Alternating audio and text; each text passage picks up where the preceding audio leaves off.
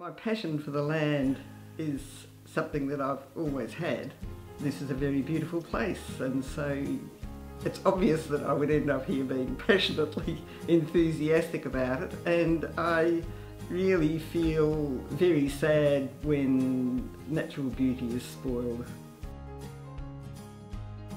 My name is Hartnett. I live on the Sturt Road, and Sturt juts into Lake Alexandrina. I farm beef cattle because it's how my life's turned out. I was brought up in Melbourne and I always wanted to be a farmer from the age of 10, but girls in Melbourne didn't have many opportunities for that when I was brought up, so I went nursing instead. So I did that for 15 years, and at the same time I used to escape from Melbourne every weekend to climb mountains, and as a result of that I was able to work for Outward Bound, which is character training through adventure for young people, and I went to Britain and did that as well. When I came back I was on my way around Australia and just got down to here to do a short stint with Outward Bound, and then I started to work for a local farmer picking and pruning grapes. A block of land at the end of Sturt came up for sale.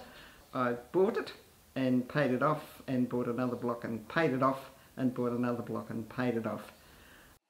When I first came to live in this area, people didn't believe that trees would actually grow here because it was desolate and barren, which I actually found very spiritually attractive.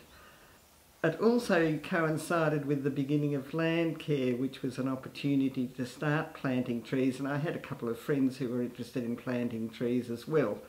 Because the ethos earlier on was if it grows then you cut it down, and if it moves then you shoot it, and that's certainly one of the changes that I've seen since I've been here. So it has now changed from being vast green or dry in the summer slopes to a bit more like the Adelaide Hills where there are shelter belts of trees. It's made a lot of difference to how the area looks, but it's also made a lot of difference to how the area smells. And it's also made a lot of difference to how the area sounds because of the birds. I've been extremely lucky with starting to farm here. First of all, I worked for someone else, and so I learned a heck of a lot. And then there was someone else who gave me endless amount of help. And in fact, we went into business together and bought 9 cows and a bull, and so we shared that. He was instrumental in teaching me most of the stuff I ever knew about farming. I'm finding now that I'm 76, it's a wonderful thing to have people help, and the basis of that usually is that they'll give me a hand if I give them some knowledge about what I've learned about handling the cattle. The way I try and farm is fairly conservatively, and to get good stock and not overgraze the pastures, rotationally graze them. However, yes, I have got a bit older over the last few years, and so what I'm doing is reducing the number of cows and calves.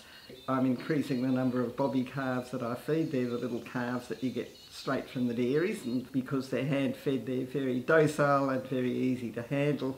I'm thinking that that'll make farming a lot easier for me for the next few years. Animals have very similar emotions to us. And so I suppose I feel for them like I just feel for beings. I don't like selling them, hate selling them. Like I've been selling some today. They were the young ones. That's not too bad, but tomorrow I'll be selling some of the cows that I've had for 10 years, and yes, that'll be a very sad day. In the last 35 years, attitudes have changed a lot. Not long after I came, there was the formation of land care, and that's had an enormous benefit down here. I was one of the earlier people that planted trees. They're now 25 or 30 years old, and it's had a vast impact. We live on a very variable river, sometimes in drought and sometimes in times of plenty. And yet we plant perennial crops over the hill and over the hill and over the hill. This sort of river, I believe, is much more suitable for annual crops, which are crops which are grown when there's plenty of water and can be not watered when there's not much water, instead of having to remove water from the river year after year after year to water the perennial crops. Annual crops are rice and cotton. They plant them when there's plenty of water and they cut back when there's not. An example of the perennial crops are wine, grapes and olives. Fine when we have a small population and we have people who are growing small amounts, but when we grow huge amounts, it becomes a problem.